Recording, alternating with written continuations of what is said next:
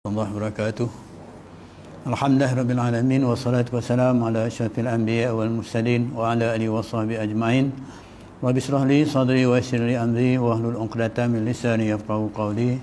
Subhanaka la ilma lana illa ma 'allamtana innaka antal alimul hakim. Amma ba'd. Alhamdulillah, syukur kita kepada Allah Subhanahu wa taala kerana dapat kita teruskan pengajian online kita pada malam ini untuk surau Hari Musa, Kampung Rincing Tengah, ya. Jadi pengajian kita berkenaan dengan tafsir Ar-Rahman. Kita minggu lepas kita dah sampai kepada ayat 44 daripada surah Al-Maidah, ya, 44 surah Al-Maidah. Jadi pada malam ni kita sambung lagi beberapa ayat iaitu ayat ke-45, ya. InsyaAllah sama-sama kita baca 4 ayat, ya. Mudah-mudahan kalau dapat kita teruskan 4 ayat pada malam ini. A'udzubillahi minasyaitonirrajim. Bismillahirrahmanirrahim. Wa katabna 'alaihim fiha anna an-nafsa bil-nafsi wal-'ayna bil-'ayni wal-anfa bil-anfi wal-udhuna bil-udhun والسن بالسن والجروذ قصاص فمن تصدق به فهو كفارة له ومن لم يحكم بما أنزل الله فأولئك هم الظالمون وقفينا على آثارهم بعيسى ابن مريم مصدقا لما بين يديه من التوراة وقفينا على آثارهم بعيسى ابن مريم مصدقا لما بين يديه من التوراة وآتيناه الإنجيل فيه هدى ونور ومصدقا لما بين يديه من التوراة وهدى وموعظة للمتقين وليحكم أهل الإنجيل بما أنزل الله فيه ومن لم يحكم بما أنزل الله فأولئك هم الفاسقون. Sadaqallahul azim. Jadi kita ambil 3 ayat pada malam ini, iaitu ayat 45 hingga ke ayat ke-47, insya-Allah. Baik, terjemahan ayat yang kita bacakan tadi iaitu wa katabna alaihim fima anna an-nafsa bin-nafsi wal 'aina bil-'aini wal anfa bil-anfi ila akhir ayat, itu ayat ke-45 ini bermaksud berbunyi, dan kami telah tetapkan atas mereka di dalam kitab Taurat itu bahawasanya jiwa dibalas dengan jiwa, dan mata dibalas dengan mata, dan hidung dibalas dengan hidung, dan telinga dibalas dengan telinga, dan gigi dibalas dengan gigi, dan luka-luka juga hendaklah dibalas seimbang. Tetapi sesiapa yang melepaskan hak membalasnya, maka menjadilah ia penebus dosa baginya. Dan sesiapa yang tidak menghukum dengan apa yang telah diturunkan oleh Allah, maka mereka itulah orang-orang yang zalim. Baik, tuan-tuan sidang yang dirahmati Allah sekalian, jadi lanjutan daripada ayat yang ke-44 hari itu, ya, saya ulang sikit, ya, iaitu berkenaan dengan inna anzalna taurat, ya, Allah Subhanahu wa taala turunkan kitab Taurat tu, ya, kepada Nabi Musa, ya, kepada Nabi Musa. Kemudian Allah perintahkan kepada mereka yang beriman dengan Allah Subhanahu wa taala supaya ataupun diamanahkan kepada mereka untuk melaksanakan hukum-hukum yang terdapat dalam kitab Taurat itu, ya, dan sekiranya mereka tidak melaksanakan hukum itu, ya, maka mereka digolongkan dalam golongan orang-orang yang kafir. Ini ayat yang sebelumnya, ayat ke-44. Jadi diamanahkan oleh Allah Subhanahu wa taala kitab yang diturunkan ini untuk mereka jaga, ya, Kerana mereka beriman, maka mereka kena jaga kitab ini dan mengamalkan apa yang terdapat dalam kitab ini. Dan kalau sekiranya mereka tidak mengamalkannya, maka mereka digolongkan dalam golongan orang-orang yang orang kafir, itu orang yang tak beriman dengan Allah Subhanahu wa taala. Jadi cerita kita pada ayat yang berikutnya itu tentang Taurat, kitab Taurat, ya. Jadi ayat dalam Al-Quran disebut kitab Taurat, dan kitab Taurat ini juga maksudnya dijelaskan ataupun disahkan oleh kitab Injil, ya, disahkan oleh kitab Injil, kemudian disahkan oleh kitab Al-Quran yang kita baca ini, ya. Jadi ini Allah. Begitu juga kita, kalau Allah turunkan Al-Quran kepada kita, maka kalau kita tidak laksanakan seperti mana yang tersebut oleh Allah Subhanahu taala dalam Al-Quran itu, maka digolongkan kita juga dalam golongan orang-orang yang tak beriman, itu orang yang kafir. Baik, ayat yang ke-45, masalah di sana dikata dan kami telah tetapkan, Allah tetapkan, wa katabna alaihim, ya, kami telah tetapkan ke atas mereka itu, kepada mereka pada siapa? Kepada mereka yang beriman dengan kitab tadi, iaitu kitab Taurat. Jadi kita orang Islam pun beriman dengan kitab Taurat, ya. Jadi siapa yang beriman dengan kitab Taurat, ya, beriman dengan Al-Quran, beriman dengan Zabur dan beriman dengan Injil, maka kita adalah orang Islam yang beriman dengan 4 kitab itu, ya. Itu rukun, salah satu daripada rukun iman. Jadi Allah sebut lagi dalam ayat ini, dikatakan bahawa kalau tanda kita beriman, maka kita kena laksanakanlah hukum yang terdapat seperti mana yang diamanahkan oleh Allah SWT yang disebutkan ayat yang ke-45 tadi, ya. Apa dia yang diamanahkan, yang disuruh kita laksanakan, iaitu kami telah tetapkan atas mereka dalam kitab Taurat itu bahawa jiwa dibalas dengan jiwa. Kalau sekiranya berlaku, kita katakan jenayah lah, ya, jenayah kita katakan, jenayah kan, mungkin kita kata jenayah lah, kita kan, yang menyebabkan dia bunuh, ya, sebab dia bunuh, maka dibalas dengan bunuh, ya, jiwa dengan jiwa. Kemudian maksudnya dengan ain dengan mata, ya, mata dengan mata. Kalau dia menyebabkan mata tu kita katakan buta, ya, dia kena dengan mata. Kemudian hidung dengan hidung, ya, kemudian telinga dengan telinga, ya. Kemudian gigi dengan gigi. Mana jenayah yang kita lakukan ni kalau berlaku pada seseorang itu, ya, dengan sebab dia bunuh, maka dia kena laksanakan. Maksudnya dia kena dibalas dengan bunuh tadi. Itu juga dengan mata, dengan hidung, dengan telinga, ya, dengan gigi, ya, dan seterusnya dengan kita katakan dengan gigi, ya. Dan ini dikatakan, ya, dikatakan dalam Israel dikatakan qisas, ya, telinga dan gigi. Kemudian dikatakan di sana dibalas dengan gigi dan luka-luka juga, maknanya dibalas dengan seimbangnya, jadi dalam ayat ni menceritakan tentang kisos, ya, tentang kisos, maknanya hukum jenayah yang berlaku kepada seseorang, ya, maka hendaklah dilaksanakan, ya, ataupun disebutnya kisos. Jadi dalam hukum Islam ni ada 3 yang boleh kita bab jenayah ni kita boleh rungkaikan 3, ya, sebagai pendedahan awal lah, untuk lebih jelas kalau kita nak guna rujuk bab-bab yang tertentu itulah, ya. Jadi yang pertama bab hudud, ya, ini hukum jenayah lah. Apa dia hudud tu iaitu macam berzina, hudud lah, ya. Maksudnya zina, hukum dia siapa yang berzina dia kena rejam kalau sekiranya dia dah berkahwin, ya. Kalau dia belum berkahwin, dia bujang, kita katakan dia kena sebat 100 rotan. Itu hukum hudud yang ditetapkan oleh Allah Subhanahu wa taala dalam Al-Quran dan berdasarkan kepada hadis Nabi sallallahu alaihi wasallam. Dan ini tak ada kompromi. Ini tak boleh diubah. Sudah menjadi qat'un, benda yang sudah tetap, ya, yang ditentukan oleh Allah Subhanahu wa taala. Ya, itu dia kata hudud. Misalnya apa lagi? Tuduh berzina pun hudud juga, ya. Orang tak berzina kita tuduh dia berzina, kan, ya, tuduhan, ya, tu berzina juga dikatakan begitu, ya, hudud. Maksudnya istilahnya macam minum arak, ya, ada hukum dia tertentu, hudud yang telah ditentukan oleh Allah SWT. Mencuri, ya, potong tangan misalnya, ya, itu ditentukan oleh Allah SWT. Dan juga kita kena murtad, Ya, murtad juga dikatakan ada istilah hukum hudud.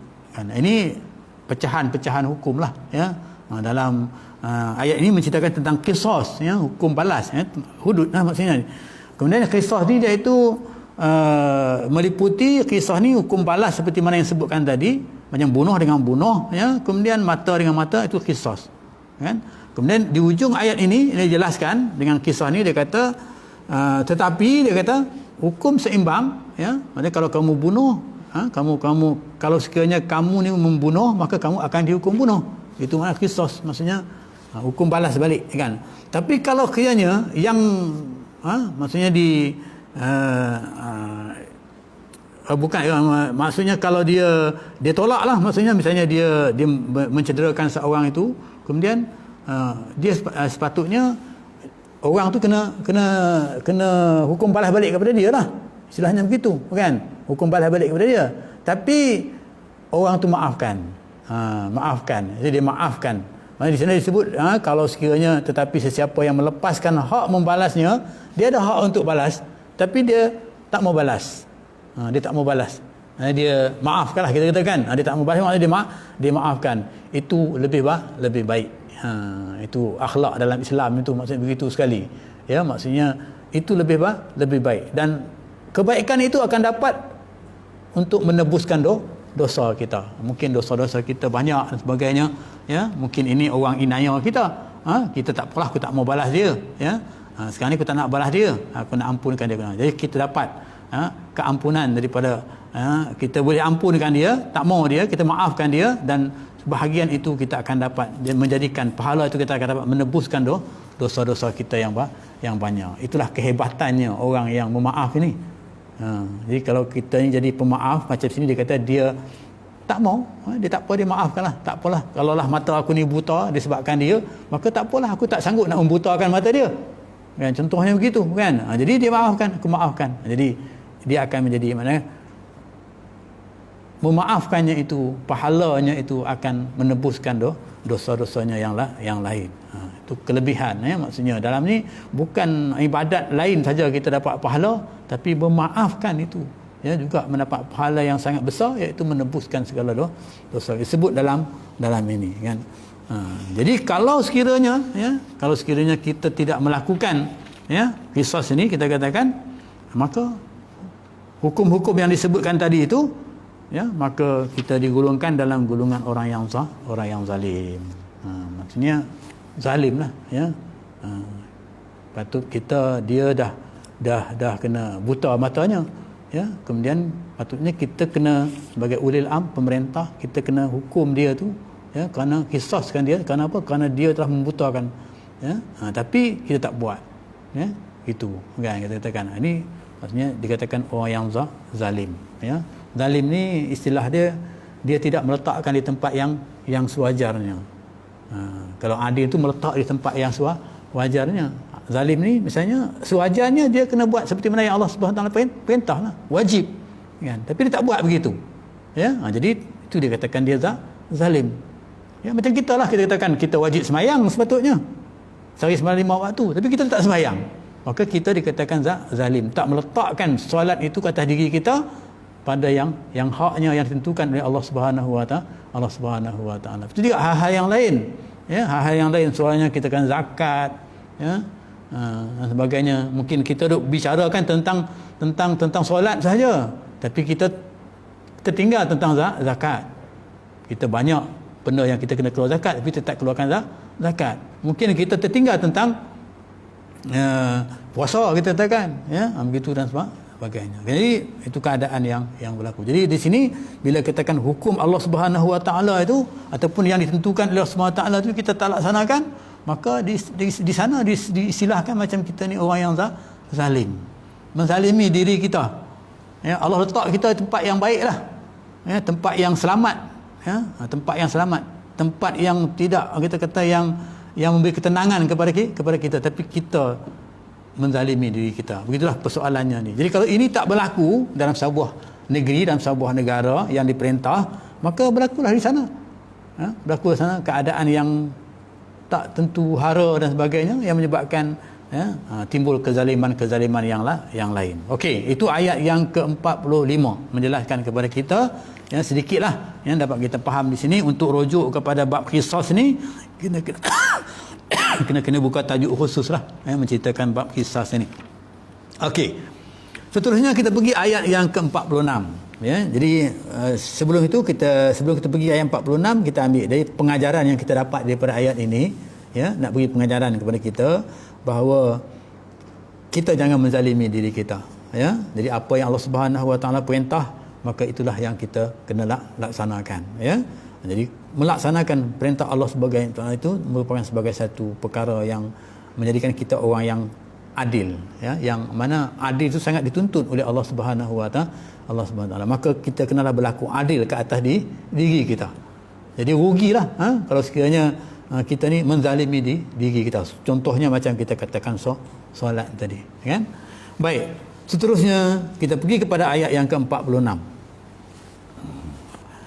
Ayat ke-46 berbunyi wa qaffayna ala asarihim bi Isa bin Maryam ya. Mula ayatnya, dan kami utuskan Nabi Isa bin Maryam mengikuti jejak langkah mereka nabi-nabi Israel. Kita ambil sekat itu ya. Jadi kemudian Allah sebut dalam kitab Al-Quran ini, Allah sebut kata kami utuskan Nabi Isa. Utuskan Nabi Isa dengan kitab apa? Kitab Injil. Sebab Nabi Isa diturunkan untuk membela, untuk menjelaskan tentang kitab Taurat yang diamalkan oleh orang-orang Bani Israel kan. Jadi Nabi Isa turunkan untuk Nabi Maryam ni, dia diturunkan oleh Allah Subhanahu Wa Taala untuk menjejak langkah mereka, iaitu nabi-nabi Bani Israel. Nabi-nabi daripada Bani Israel. Ya, nabi-nabi daripada Bani Israel ni bermula daripada Nabi Yakub. Ya, Nabi Ishaq bermula daripada Nabi Ishaq, iaitu anak kepada Sarah. Anak kepada Sarah. Ya, anak kepada Nabi Ibrahim ya, yang daripada isterinya Sarah itu isteri yang pertama. Umur dia 90 tahun. Nabi Sarah ni lebih kurang begitulah, umur 90 tahun baru dapat anak. Ya, berdoa dia ni, Nabi Ibrahim dengan Sarah ni berdoa selalu ya untuk nak mendapatkan anak ya. Tapi Allah Subhanahu Wa Taala tak bagi juga doa dia ya. Jadi sampai satu ketika ya, sedangkan dia berkahwin lagi dengan seorang, iaitu dengan Hajar, Siti Hajar, kita tahu dapat anak Ismail. Dengan Sarah ni lama tak dapat ya. Tapi Allah Subhanahu Wa Taala mungkin ada hikmahnya yang tertentu kan. Jadi maka hampir datanglah nabi ya, diturunkan Nabi Allah diturunkan malaikat Jibril menyampaikan berita kepada Nabi Ibrahim dan juga Sarah ya, mengatakan bahawa Sarah akan mendapatkan anak yang namanya Ishaq ya. Daripada Ishaq tu lahir Yakub kan. Daripada Yakub tu keluarlah Nabi Yusuf dan banyak lagi lah kan yang diceritakan dalam Al-Quran kan. Jadi Bani Israel tu bermula daripada Ishaq lah. Saya bermula. Jadi maksudnya Nabi Isa tu diutuskan oleh Allah Subhanahu Wa Taala dalam ayat ini yang kita fahamkan ya, maksudnya untuk menjejak langkah, untuk nak mengikuti Bani Israel yang lain, nabi-nabi Bani Israel yang lain. Sebab nabi-nabi Bani Israel ni ramai ya, banyak ikut yang lain kan. Jadi apa? Dengan tujuan untuk nak membetulkan pengajaran yang dibawa oleh nabi-nabi Bani Israel ini sebelum itu. Kerana banyak daripada nabi-nabi ni yang tak diikut ya, yang tak diikut oleh Bani Israel ni, oleh pengikut Bani Israel ni kan, yang tak diikut. Bahkan ada daripada kalangan mereka itu yang menyeleweng daripada kitab itu ya, lari daripada kitab yang sebenarnya ya, daripada apa yang diperintah sebenarnya atas sebab-sebab tertentulah, mungkin atas sebab kuasa, atas sebab kepentingan diri dan sebagainya kan. Jadi Nabi Isa diutuskan dengan tujuan untuk nak membetulkan ya, perjalanan kitab dan juga pengikut-pengikut Bani Israel itu ya, Nabi Musa itu ya, untuk membenarkan Bani Israel, untuk membenarkan apa yang telah ada di hadapan dari kitab Taurat. Mana daripada kitab Taurat itu untuk nak membenarkan apa yang terdapat dalam kitab Taurat itu, yang mana kitab Taurat itu tak dijaga oleh orang-orang Bani Israel, diubah dan sebagainya. Seperti mana kita tahu dalam kisah mengatakan bahawa ya Nabi Musa ni berdoa untuk nak mendapatkan ya kitab ni ya, untuk bagi panduan kepada Bani Israel ya. Bila dah dapat ya, mereka tak beriman, tak mau ikut kitab ini kan. Dan kami telah memberikan kepadanya kitab Injil. Jadi kepada Nabi Isa tu Allah bagi kitab Injil. Mungkin zaman dia lah ya, zaman dia kan. Untuk masa tu kitab tu dia berbeza. Mungkin dari segi akidah tak lari lah. Akidah tak lari. Mengasahkan Allah Subhanahu Wa Taala. Mungkin dari segi amalan, ibadat dan sebagainya. Dari segi kita katakan jenayah, dari segi apa orang kata perkahwinan, dari segi kehidupan dan sebagainya, cara hidup dan sebagainya itu berbeza lah ya, berbeza di antara satu generasi dengan generasi yang lain. Misalnya zaman Nabi bapa Nabi Yusuf, iaitu Nabi Yakub, zaman Nabi Yakub ya, dia perkahwinan tu boleh berkahwin bermadu ya, bermadu maksudnya boleh kahwin dengan adik, boleh kahwin dengan kakak ya. Maknanya Nabi Yakub tu dia ada 2 orang isteri ya. Mula-mula dia kahwin dengan perempuan yang dia tak gemar perempuan itu ya. Tapi oleh kerana orang kata nak ikut, orang kata jangan apa, kalau istilah kita orang Melayu ni, jangan langkah bendul dia kata. Langkah bendul. Jadi kena kahwin dengan kakak dulu, tak boleh kahwin dengan adik kan. Jadi masa itu dia kahwin dengan kakak dulu, dengan adik kakak dulu. Dia bila kahwin dengan kakak dia kata tak boleh jadi kata kalau nak kahwin dengan adik kena kahwin dengan kakak dulu. Tunggu pula 7 tahun kot dia ada mak, dan cerita aku ada cerita mas kahwin dia dan sebagainya. Dia berkhidmat, dia bela kambing dan sebagainya gitu kan. Lepas tu bagi mas kahwin dia, tunggu lagi 7 tahun dia kahwin pula. Jadi selepas dia kahwin 7 tahun, lepas tu dia tunggu 7 tahun lagi baru dia kahwin pula dengan isteri dia ya. Isteri dia yang dia suka itulah kan, yang mula-mula yang dia kenal tu kan. Ini dapat anaknya itu Nabi Yusuf kita katakan kan. Itu mungkin sirah tu saya tak boleh ingat namanya dan sebagainya kan. Jadi nak ceritakan begitu keadaan dia kan. Jadi boleh, maksudnya syariat tu agak berbeza ya, syariat tu agak beza. Mungkin kalau sekarang kita syariat Nabi Muhammad tak boleh kita kahwin dua balik sekali ya. Kita nak bermadu adik dengan kakak tak boleh kecuali selepas mati kakak barulah kita boleh kahwin dengan adik dia. Tu orang kata apa, ganti tika kan, istilah bahasa kita ganti tika kan. Tapi zaman itu, zaman Nabi Yakub boleh buat begitu. Itu dikatakan dari sisi syariat agak berbeza kan. Okey, sikitlah tentang huraian itu. Jadi kitab Injil, jadi sini ada disebut kitab Taurat, kitab Injil yang kita baca ni Al-Quran. Ini semua kitab ni ada 4 Zabur, 4 kitab ni wajib kita percaya. Dan kitab ni merupakan kitab yang berkesinambungan antara satu dengan yang lain ya. Tetapi istilahnya bila Zabur ada, maksudnya bila Al-Quran turun, maka Quran tu kita kata yang terakhir, maka dimansuhkan segala kitab-kitab yang terdahulu daripadanya itu kan. Kemudian ayat ini teruskan dia kata bahkan dia kata dan kami telah memberikan kepadanya kitab Injil yang mengandungi petunjuk, hidayah dan cahaya yang menerangi, macam Taurat dengan Zabur lah. Ayat yang sebelum ni, ayat 45 yang kita baca itu ya.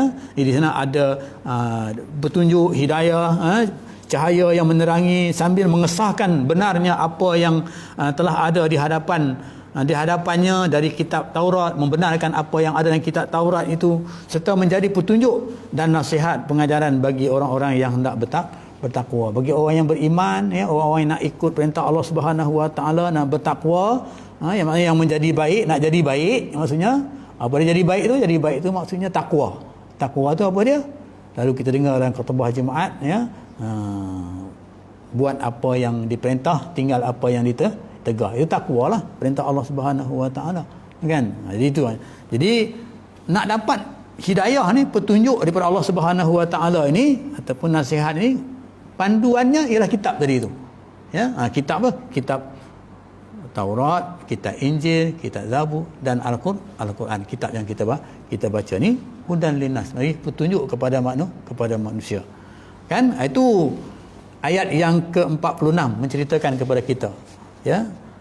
Jadi pengajaran yang dapat kita ambil daripada ayat ini iaitu bahawa Nabi Isa itu diutuskan dengan tujuan untuk nak istilahnya untuk nak memberi orang kata nak mengikuti jejak langkah nabi-nabi Bani Israel yang terdahulu, kemudian nak membenarkan kitab Taurat dan seterusnya.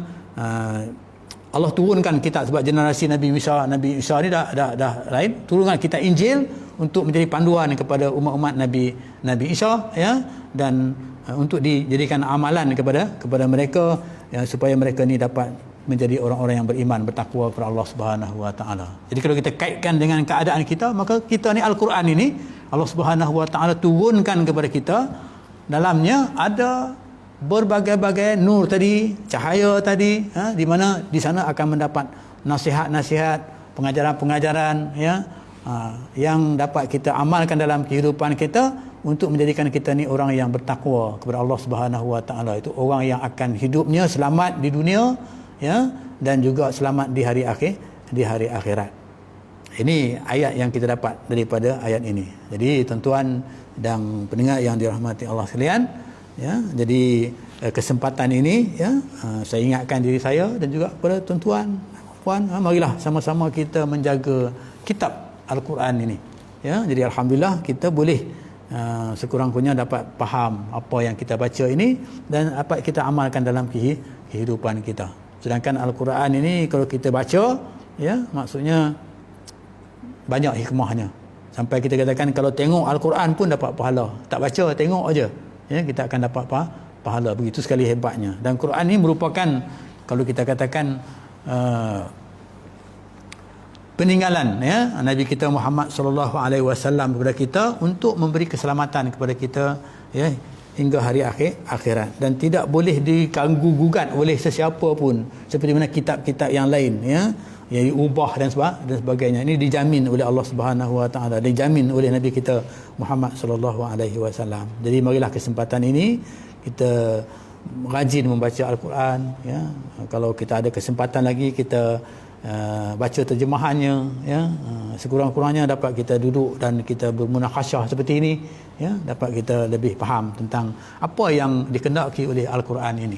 Sebab Al-Quran ini kitab yang benar, tidak ada yang tak benar, semuanya benar. Kalau kitab-kitab yang lain tu mungkin di sana ada perkara-perkara yang tidak benar dan sebagainya. Ada masalah yang tentu yang dibuat dengan tujuan untuk mempengaruhi sesuatu, tapi di sini tidak. Ini ialah daripada Allah Subhanahu Wa Taala. Dan yang akhir sekali ayat yang kita baca tadi, iaitu ayat yang ke-47, iaitu ayat yang berbunyi wal yahkum ahlal injili bima anzalallahu fihi wa man lam yahkum bima anzalallahu fa ulaika humul fasiqun. Dia menegaskan ayat yang ke-46 dan ayat ke-45, Jadi di sana kata dan hendaklah ahli kitab Injil, maksudnya orang-orang yang menggunakan kitab Injil lah, kitab Injil iaitu daripada Nabi Isa alaihi salam, menghukum dengan apa yang telah diturunkan oleh Allah dalamnya. Jadi menghukum, ini perintah Allah, penegasan. Macam kita katakan bab yang disebut tadi, bab kisah tadi kita katakan, ini penegasan. Dan sesiapa yang tidak menghukum, ini amaran yang keras daripada Allah Subhanahu Wa Taala, siapa yang tak menghukum dengan apa yang telah diturunkan oleh Allah dalam kitab Injil tadi itu, bagi ahli-ahli kitab Injil. Kalau kita ni bagi ahli-ahli Al-Quran, umat Nabi Muhammad sallallahu alaihi wasallam, maka mereka itulah orang-orang yang fasik. Ni orang fasik, orang-orang yang fasik, maksudnya tak sempurna iman seseorang itu. Fasik ni, dia tak sempurna iman. Sebab apa? Dia beriman, dia mengaku, macam dalam semayang lah kita mengaku inna salati wa nusuki wa mahyaya wa mati, kita mengaku, tapi dalam pengakuan itu tak menepati pengakuan itu. Macam kita katakan kita mengaku Islam. Bila kita mengaku Islam, maka kita kena sembahyang sehari semalam 5 waktu.